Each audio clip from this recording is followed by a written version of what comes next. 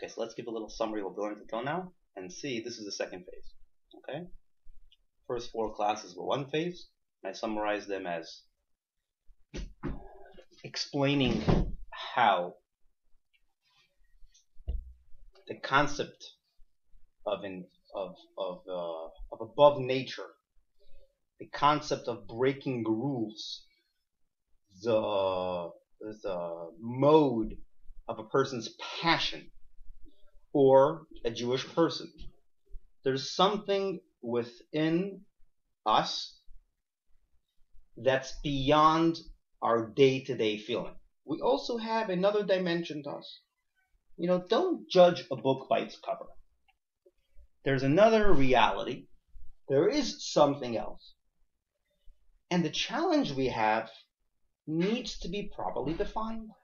Many people define the challenge as contradiction of realities. Well, we're going to redefine that. We're going to redefine it as, how do I bring my inner reality to my day-to-day behavior pattern? And I called it subconscious and conscious. Okay? So that was really what we learned until now. Now the question is, okay, great. So now I do live in a conscious reality. I mean, that's my day-to-day behavior pattern. That's where I am. That's where I'm found. Show me how this somehow talks to my day-to-day behavior, the nature, the world we live in, right? How does that apply to the world we live in? So the first point I wanted to illustrate with another story, the gap. Because really, essentially, what we have here is a gap. There's the subconscious and the conscious, and there's a huge gap between the two. How do we bridge the gap? There's a beautiful story of a Hasidic Rebbe.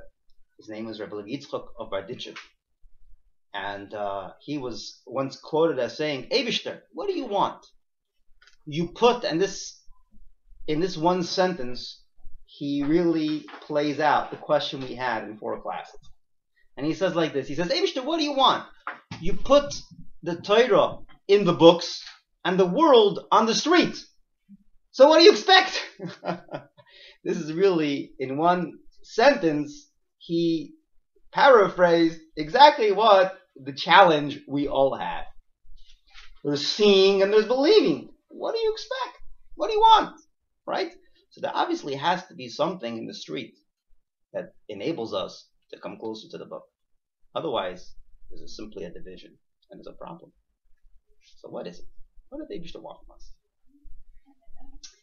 One of the key words in Hasidic philosophy and Hasidic life, the lifestyle, is not to have this division. This is really the key motto. This is the theme throughout Hasidus. In Hasidic terminology, it's called Tachtoinim and Elyonim. There's the world. Tachtoinim, it literally loosely translated is the bottom world, which is in our language the conscious reality. And Elyonim would refer to the higher world, the subconscious reality. And the whole theme of Hasidus is to bridge that gap. Actually, Matan Torah was really, the idea of giving the Torah was to bridge that gap. And we're going to see this many times over and over, bridging the gap. So how do we bridge the gap? What's the idea behind it? Come, sit down. Oh, thank you so much. I appreciate it. Not sugar, not milk. Just black. That's it. 1 second. Okay. There's a beautiful example that I'd like to share with you. And examples like this. Really, this problem exists in other realms as well. Let me show you a day-to-day area where we find the same problem of bridging a gap that seems unbridgeable. It seems like it's a gap that's impossible to bridge. And I'll show you how we in our day-to-day life bridge it, and it's exactly the same way with nature and with nature. Let me give you an example. It's a beautiful example. So a teacher is teaching his students math. Young child, first step, you need to learn math. And the teacher comes into the classroom, and there's a bunch of children, Now, the definition of a child is that there's a different reality. For you, if something makes sense, it exists. For a child, it has to be felt and touched. It's a different reality. If you touch it, it exists. If you don't touch it, it just simply doesn't exist. Maybe if you smell it. But touch and smell, logic, that's a gap. And think about it. It's a huge gap. How do you bridge the gap to a child? How do you bring logic to a child? What are you going to do? How are you going to have the child understand there's another reality? There's a logical reality. If you understand that it's there, if you don't, how do you bridge that gap? What's the first step we do? You know what we do? Turn on to Yankel, a little child in the classroom playing with the toys.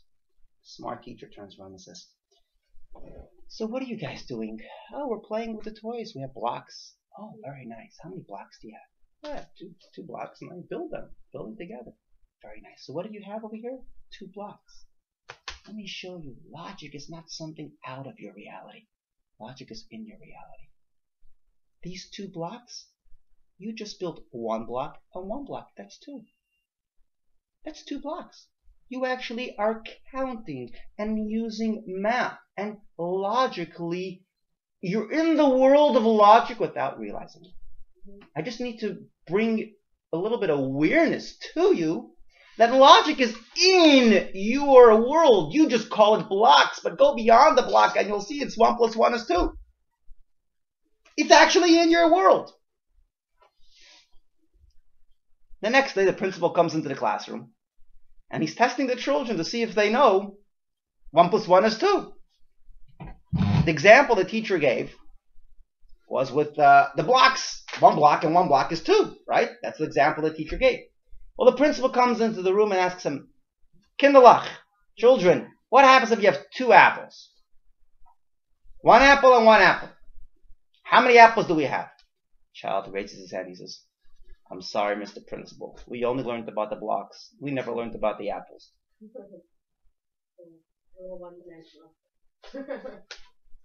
There's a mushal and there's a nimshal. There's the way something materializes.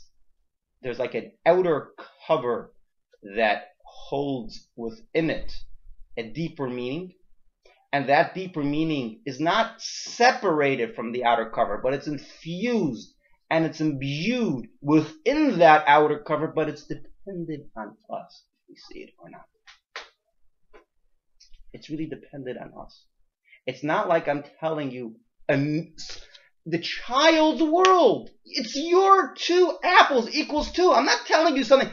Well, 1 child got it and 1 child didn't get it. What happened? Why did 1 child get it, 1 child didn't get it? Because 1 child got so focused with the apple itself, he couldn't see the logic. And 1 child got it. He sees the infusion of the logic embodied in that apple. So the apple is now not an apple, but the apple is actually 1 plus 1. If the apple is 1 plus 1 and an orange is 1 plus 1 and a toy is 1 plus 1 and the whole world is, suddenly he sees the whole world differently. So there has to be a moment of reflection where we're going to see the idea in the physical object. Nature, I'm going to give a few more examples to highlight this. The Eibishter created nature exactly like that. You ever think to yourself, why did Hashem create love? Why did he create relationships? Why did he create the outside world, the sun, a moon, the way the sun works, the whole world? Why did he create this system? He didn't create it. It's a mirror of his own system. It's a mirror of the subconscious reality. The subconscious reality? The subconscious reality we talked about, the relationship with Hashem, he imbued that into the world, just like an apple is really 1 plus 1 is 2, but you have to see it. And we're going to, in the next few classes, we're going to demonstrate today also how that works. But the first thing to recognize is it's in the nature. I call it nature as a mirror. The Hebrew pasuk that says that is umibsari echze elika. The Torah, it's brought down in Nach, that from your flesh, you're going to understand Hashem. It's not out of your flesh. It's not subconscious as in an outer, inside, sometimes revealed. It's within your flesh. You will get to know. As a matter of fact, the better of a human you are, the better of a godly person you are. The more you get to know yourself, the more you get to know God. How does that sound? That's how it is. And we're going to see how that plays out. Let me give you one more example just to drive this point home of you can have a reality. Two people look at it. One person sees, one person doesn't. And it's really how you see it. It's really how you look at it and how you observe it. And the more you change the lenses with which you observe it, the more that reality changes. I'll give you another example. Father comes onto a train.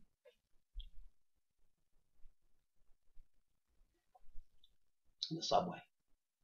Maybe here in the subway, New York subway, it's quite an adventure. When it's rush hour, it's very pushy. People need to sit down. Comes in a train with 3 kids. They're running around like a bunch of Mishugoyim. The passengers are not so enthralled by that, right? To say the least. So they turn around. One of them finally gets a little bit of the audacity. He turns around to the father and he says, "Hello. I can't call 301. I'm on the subway now. But can you just have your children, sit down next to you? Just a little bit. Menschlichkeit. It's on the train." Father turns around to the passenger and he tells him, "Yeah, I understand. We just came from the hospital. Their mother just passed away. We're all trying to get over it. I'm really sorry that you have to go through this." What happened at the moment that the father said it? The person's There was anger. something the guy didn't see. There was He didn't see something. That's the whole thing. The things The we don't person's see. anger was based on the reality that he imagined. But the real reality was a question that he needed to ask that brought him to a totally different reality. And that reality was a 360-degree change. From anger to how can I help you? How can I help you? How can I connect with you? 360 degrees. There's a quote that I like. When you change the way you look at things, the things you look at change. I'm trying to tell someone that once. Someone I know is very judgmental. And I said, if you stop being so judgmental, the whole world will open up to you. This person is like, whatever. Once That's the whole thing. there is a particular knowledge of observing an object, then it's very hard to totally erase that from our psyche. So that's the challenge. The challenge is, it's very easy to say we change the way, but this is how I'm built to look at it. So how do I change the way I'm used to seeing something? How do I bring myself to even ask that question? Look, I like to take this example of the train, and I like to analyze it. There's 20 other people sitting in the car. What's going through their minds? Let's analyze this for a second and take this apart. One person sitting there and saying, he's a lost case. I'm not even going to go with him. He's for sure a Mishugana. He's for sure has probably problems raising his children. I'm not even going to bother ask. Why should I even bother asking him to take care of his children? He's crazy. He's not, right? That's it. He already decided, done. Yeah, So that kind of person is never going to learn. That kind of person is never going to learn. The person who asked even if the mere fact that you're asking and you're giving a chance, that's already a great step to learning, because you're allowing for the possibility of another reality to come in. The first step at anything is asking. Now let's go a step more than that. Even the one that asked, right? Imagine he would have said, why should I ask? I'll give him the benefit of the doubt. Maybe something's good. Maybe he has a reason for it. I don't have to ask. He's still going to live in a fictitious reality because he never really got to know the real reason. He's in a question mark. He still has a question mark. So he's better than the guy who just X'd out the person and said, but even give him the benefit of the doubt, it's not going to change his reality. He's just going to somehow squash his current feeling, but not change it. The only way you can really change it is not to say, oh, I'll give him the benefit of the doubt. Benefit of the doubt. But part of the benefit is You become that benefit by genuinely asking. Now, if he would have turned around to the person and said, "Who do you think you are?" and yelled at him, it's possible the person would not even answer him. And he would never get to know. There has to be a proper question that elicits a proper answer. Part of the proper question is to have within that question the possibility of an answer. Innocent children usually Ask the right question. I had a 2-year-and-a-half grandson that came from an area where there's hardly black people. And I took him on the subway. And he says to me, "Bobby, why are there so many chocolate-colored people on the train?" He knew the chocolate is brown.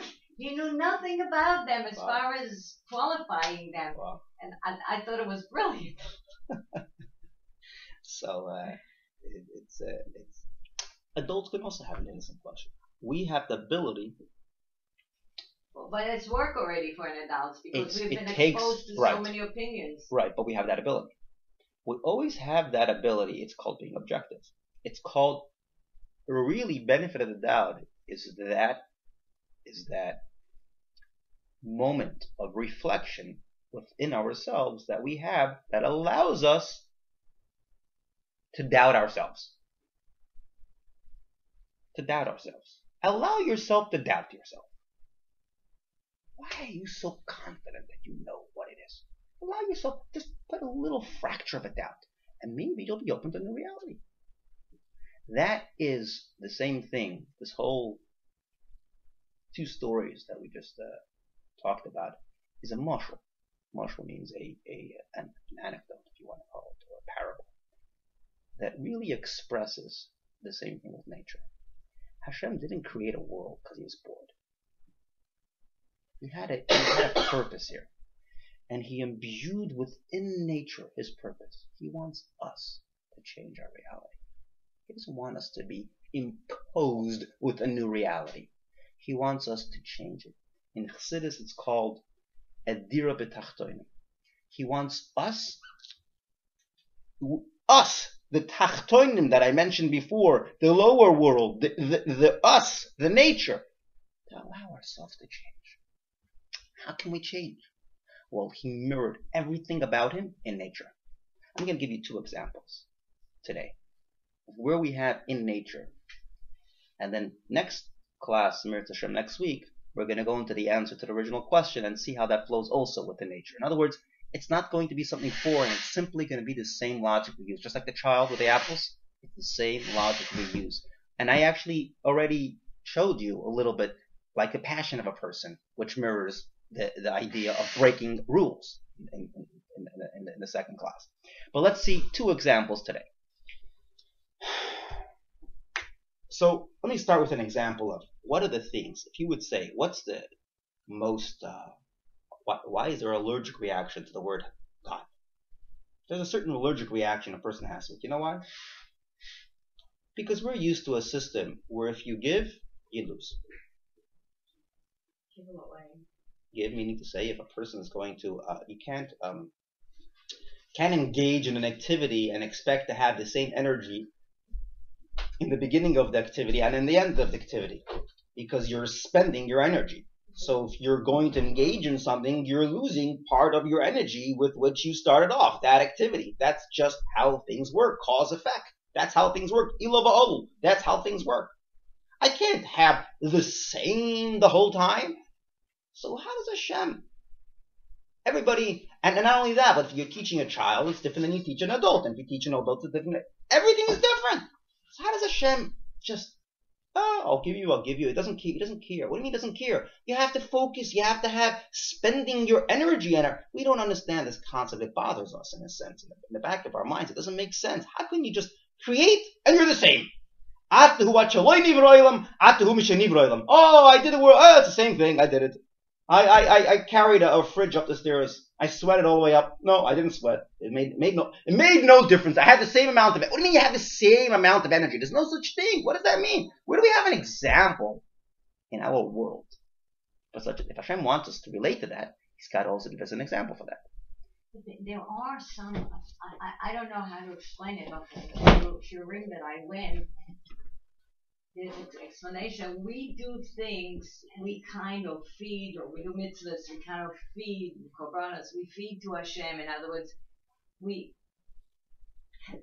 not using human terminology, but there is as if the light gets greater. So what you're we have the referring light to, of Hashem, and you have the essence itself that does not change, but the light comes. There is a relationship of what that you're affects the lowers affect the upper, and the upper affects the lower. so what you're referring to is that it says that when we do mitzvahs, it accomplishes something. Right. So how does that go hand in hand with the idea that that nothing has any impact on Hashem?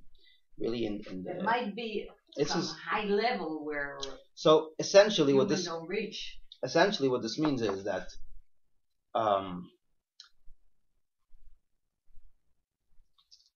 imagine you come into a place, right? It's a side point, but I'll address it for a minute.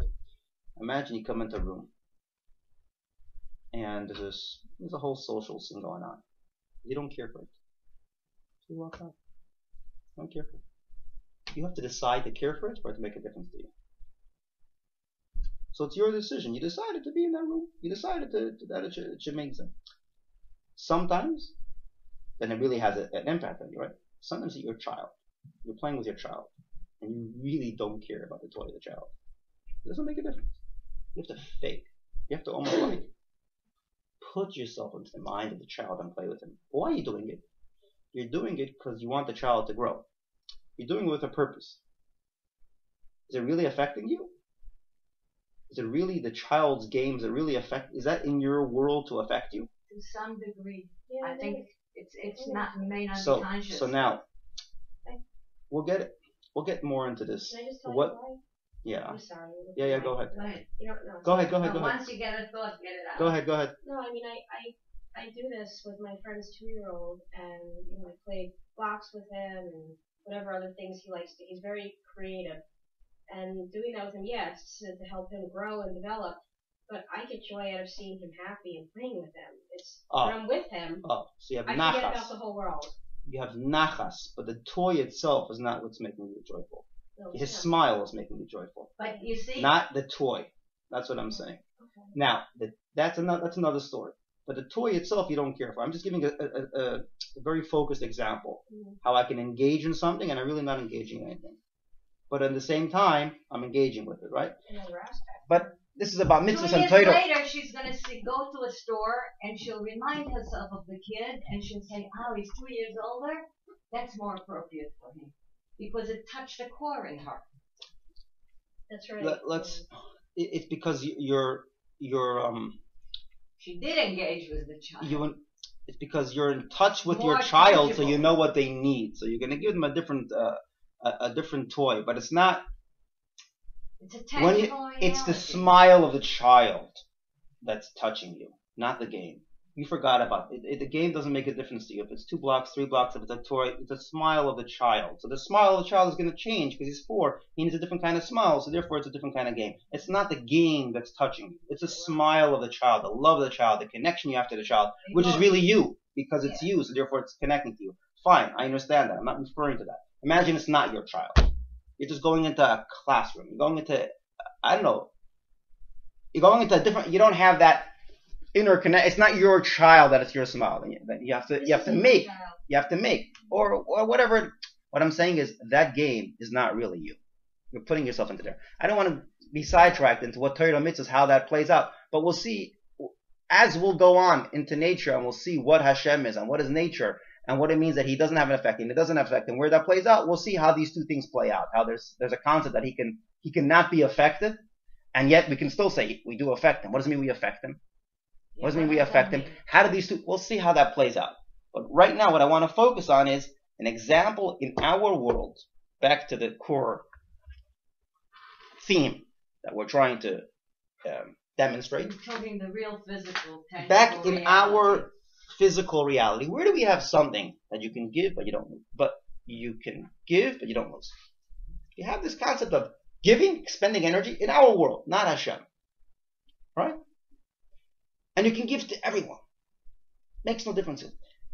Maybe we should put a fascinating part of nature, and that is the sun.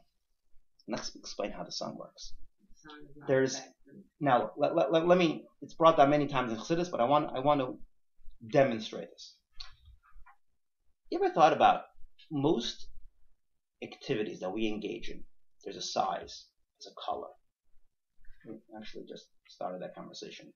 There's a size, there's a color, there's an age. There are different dimensions that you have to address. You can't just have the same for everyone. There's no such thing. There's also my mood.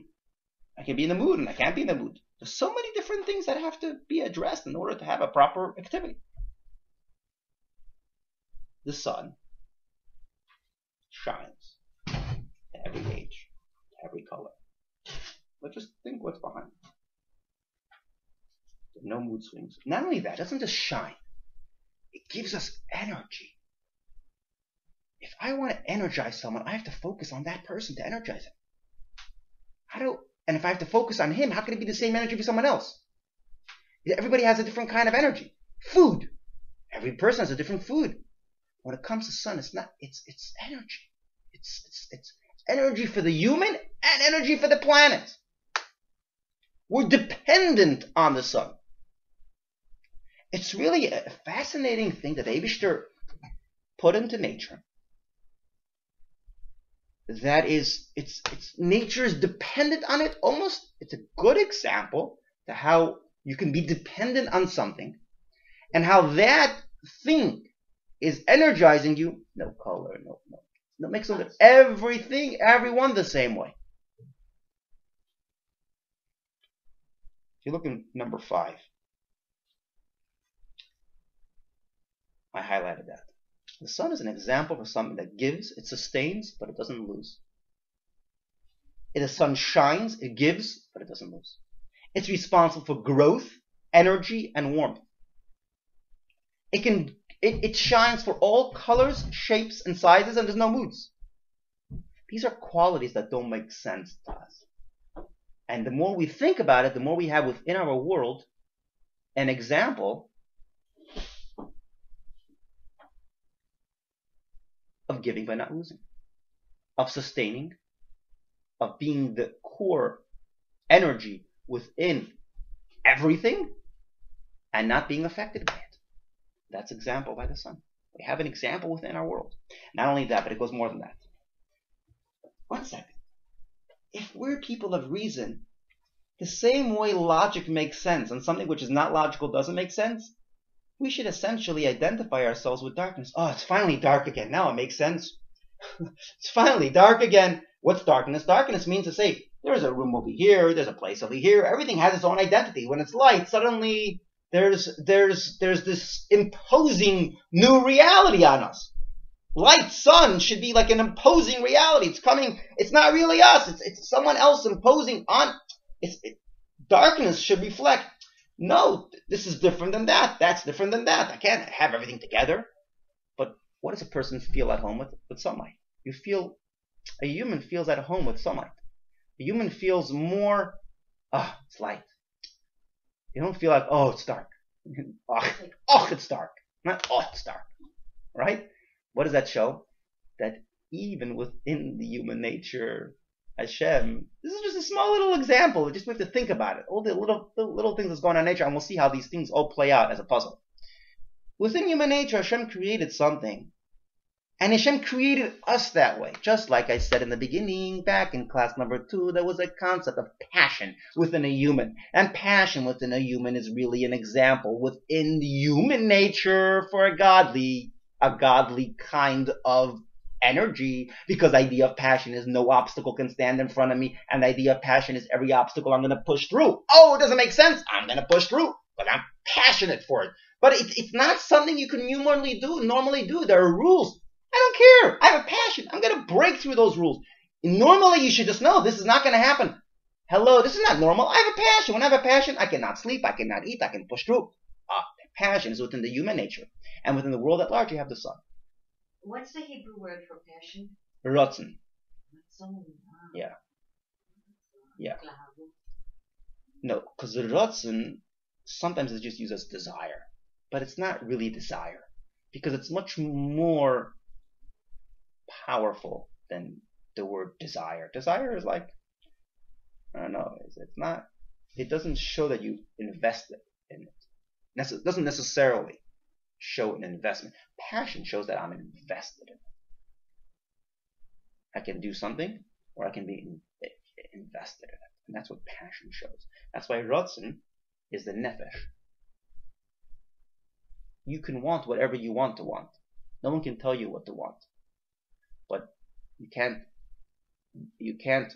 claim your, and not only that, but the want can change your character too. A person who really wants something can push through, even if he wasn't born with a certain talent, he can push through and become that. Because want is the deepest thing we have. It breaks through the barriers even of a normal character of a person. There's a story of Yisrael Lepler. He was a big chassid, and he once saw he wasn't necessarily the most brilliant person, but he saw someone learning Maimer Chassidus, and he was very intrigued, and he really wanted to. And he's an example of someone who, because he had a passion, a strong desire to want to learn, he simply changed his natural talents, and he became such a smart, capable individual that the Alter Rebbe had to write a special mimer for him. It was so his passion so much reformed and changed the way his mind worked. Again, because a person wants passion. We talked about it back then. Entrepreneurs have a passion, and that's why they break through the norm, and they go through normal obstacles that usually hinder a person's success and don't allow a person to achieve. But they have a passion they push through. So the Eibishter created a passion within the human race, within the human nature, and the sunshine within the world. What did he create this for? To show us, to give us an example of who he is. To allow within our world, it's like the apples and the oranges. He's giving us a taste. I know you want to relate to me. You've got to have some kind of feeling for me in your world. I mean, the word feeling is not really the right word. You've got to have some kind of recognition. So I'm putting something within nature that's going to allow you. Look in nature and you're going to understand the Eibishter. There's a concept of nifloyus haboide. When a person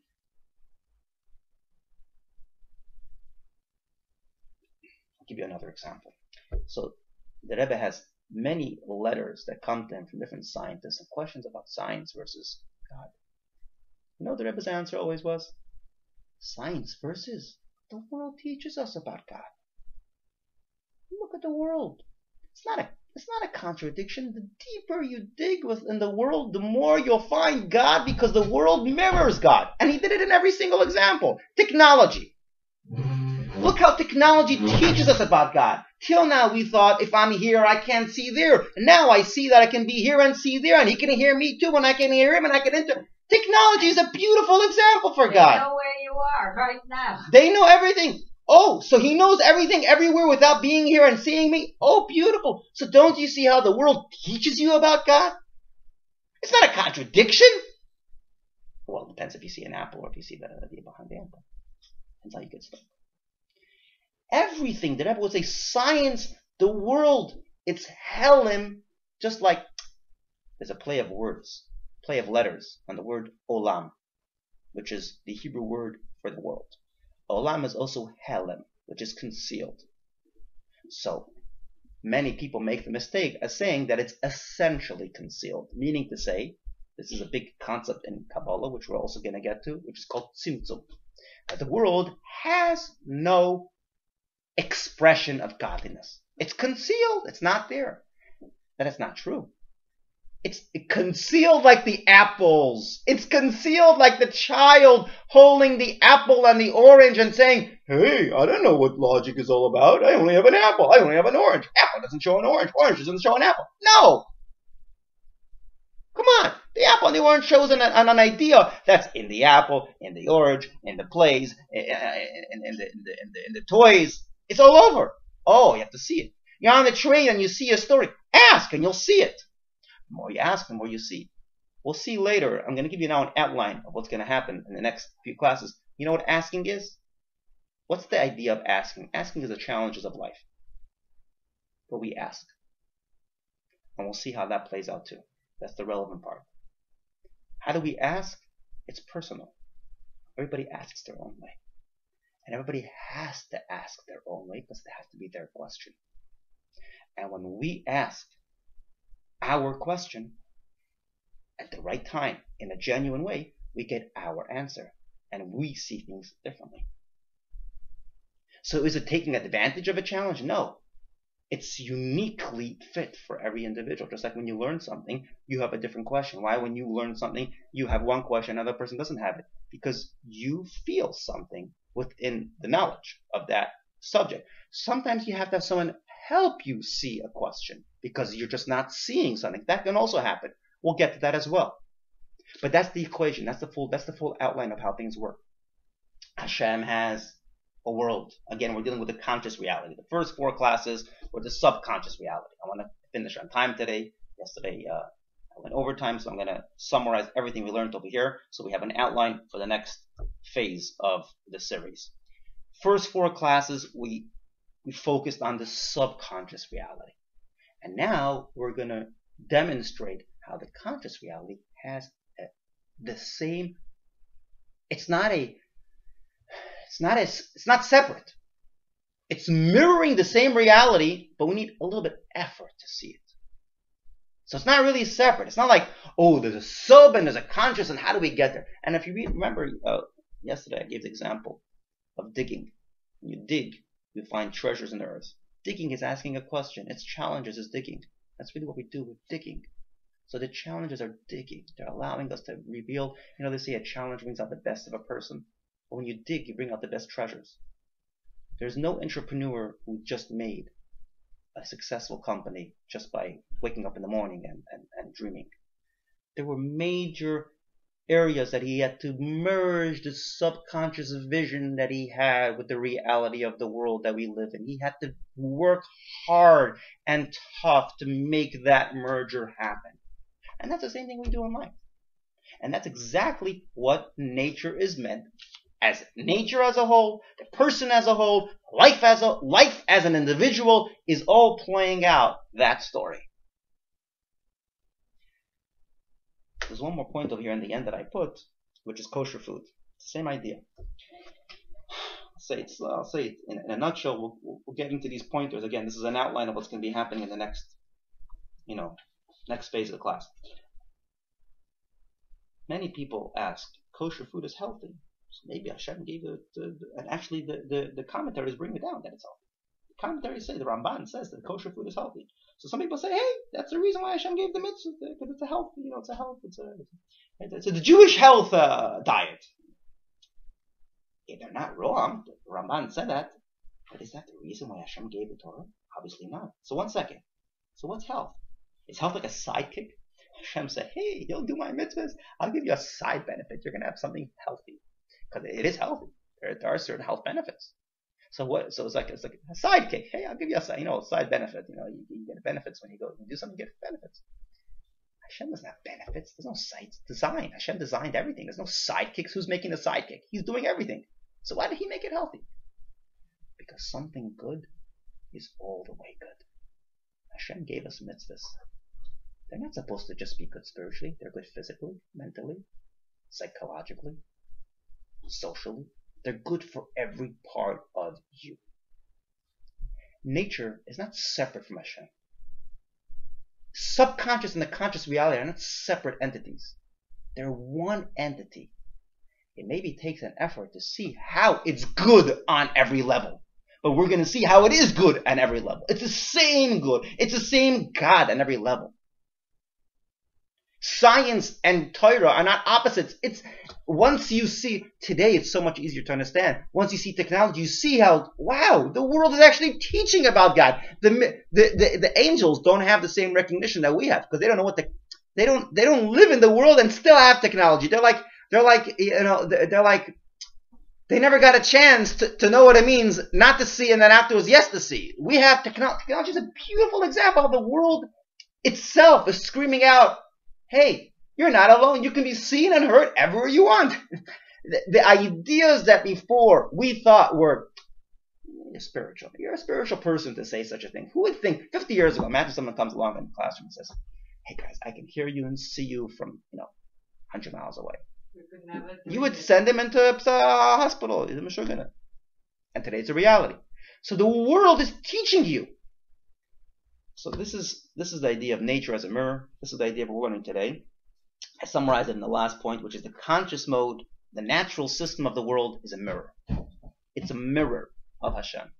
The conscious reality is a mirror of the subconscious reality.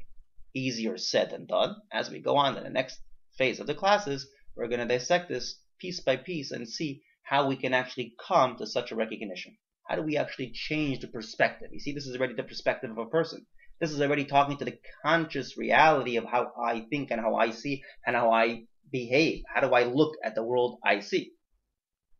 This is another phase, and as we go on, we're going to chip at the conscious reality of a person and see how we can be like that child and slowly merge to the subconscious. We'll finish with that. Clear? A little bit clear? Any questions? What's bothering you? By kosher food, you said the health benefits, but not all kosher foods, like today are very healthy. Like, you know what I mean? Like a lot of the kosher products are, not healthy. You know what I mean? So by kosher foods, do you just? What do I mean by kosher food? So there's an example given is interesting example. The Ramban writes, animals that are predators have a certain predator quality within them. That's what he writes.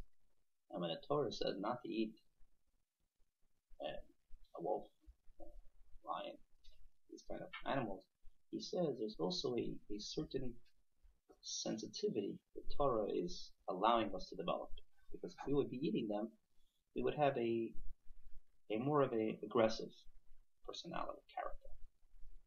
Because you are what you eat. So therefore there's a side effect from the laws of which meat you're allowed to eat, in the sense of having a sensitive character.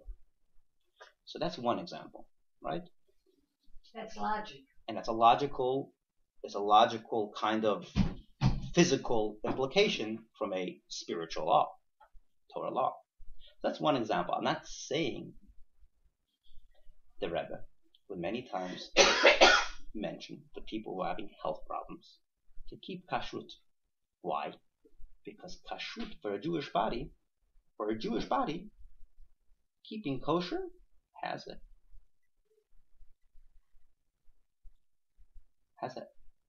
Is Hashem's way of saying, just like a mezuzah keeps security, right? How?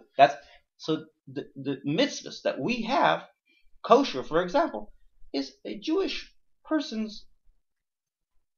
It's not only spiritually good for the body, but it's physically good for the body. Not all the time do I understand the connotation, how it's physically good. But it is. It's also spiritually good, because if you drink certain chalav akum, if you eat non-kosher food, it affects your faith. Non-kosher food has a detrimental effect on a person's faith. We learned that it blocks the ability So to we'll see. internalize Correct. It takes away the sensitivity. Not to learn it. It takes away the sensitivity of a person from being able to.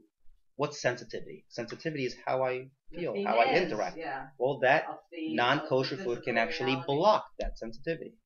So we'll get into this. This is a key. You meant? I understood your question a little bit different. You meant to say regular food. Are they simply a good diet? That supposedly, I call it muktzeh mechamat mius. Well, but that's not true. It depends on the mekabel. There are people that can consume anything and it doesn't affect them. Look, the kosher food, it doesn't mean that if they're going to put preservatives and they're going to put, I don't know what they're going to put, that's not kosher. That's not kosher. Right. That's not kosher. Kosher we're referring to as a kosher diet. What's a kosher diet? Cholav basar b'yachad. Treif. There are certain kosher staple rules that's what kosher is. If he's going to start, if you're going to have a fish that's, old and moldy, don't eat it. Even if it's a kosher fish, because it's going to make you sick. I'm not talking about if that's what you're referring to, because they I don't add. know. They add. If I'm gonna have a moldy kosher fish, it's obviously not gonna be good for me, right? So if some company is making kosher food, but they're doing it in an unhealthy way, I'm not saying that that's healthy. What I'm saying is the essential diet of kosher, the way the Torah gave to us, is healthy for us. Like what? Eating kosher animals, not mixing milk and meat together, having kosher milk. Hold on. In I have a question about that. Certain milk and dairy things are OU, but they're not the other one. Chalav Akum has. I just mentioned that. Chalav Akum has a it blocks certain sensitivity.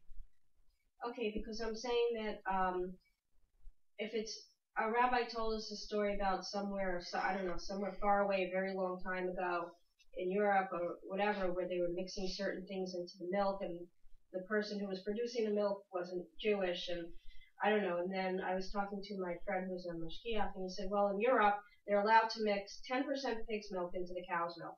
Okay, well, first of all, no one does that here. Nothing here is mixed into the cow's milk. It's unheard of. Nobody does it. Nobody milks pigs. And whatever else. There's nothing. It's only cow's milk. It. Believe me, I am totally 100% kosher with everything, but this is the one thing that I don't agree with. There's nothing. It's so closely watched and regulated. And if you go to a dairy farm, you just see a bunch of cows there hooked up to machines. You see no other animals. You see no other anything going into it. It's 100% cow's milk. Interestingly enough, in Chicago, they just had to legislate something, just as far as this. Okay. Camel's milk, because according to the, I'll give you the article. I'll bring it to you next time. It's very healthy camel's milk. They're mixing in camel's milk. They want the camel becoming more. Is it camel or is it another? Is it another non-kosher? There was a whole legislation, but regardless, the way it works was when Chacham come along and they say something. There are, if I put a fence over there and I say, don't go over there because you're going to fall down, right? Mm-hmm. So you have to really know all scenarios.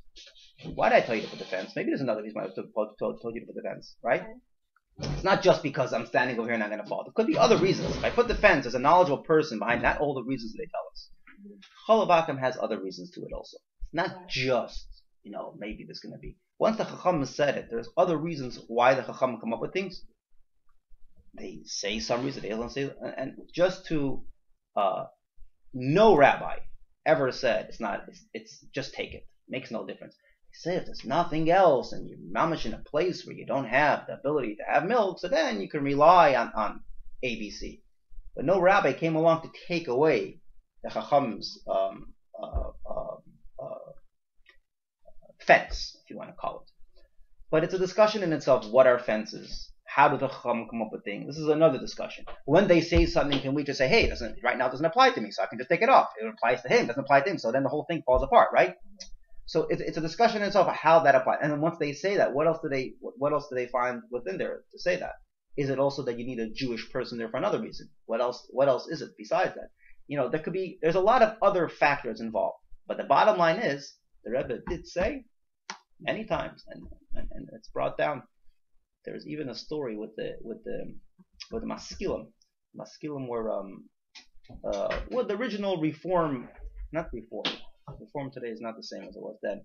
Well, there was a group of Jews back in the 1800s that were anti-religious, and their whole thing was not to have religion. One of the things they said, how do you have a religious person become not religious? One of the H's they gave is to drink the negavasser. The negavasser? Yeah. Because of the tumor? Yeah, but that's going to help you become insensitive. You're too sensitive as a religious person. You drink the negavasser, you become insensitive. So No, it's called maskilim. They were the intellectuals in Russia that were not. I don't know what they were like the Greeks in Israel. It was in the beginning. It was the beginning of reform. It was not reform today that they don't really, which is just a populist kind of movement in the sense of whatever you want, I'll do. It was back then which they had they were really there to they had Their real agenda was mixed within the world. Let go. That was their real agenda. And so they would train. They would help you become desensitized. What were the things they would do? Is specifically have these things that the Chacham said that have certain sensitivities attached to them, and they knew that. Do the other way around, and you're going to go away from that sensitivity. So there's something, we'll get to that. This is really part of what the class is, conscious and subconscious, right? We're merging the conscious and the subconscious. These things are part of what merges it.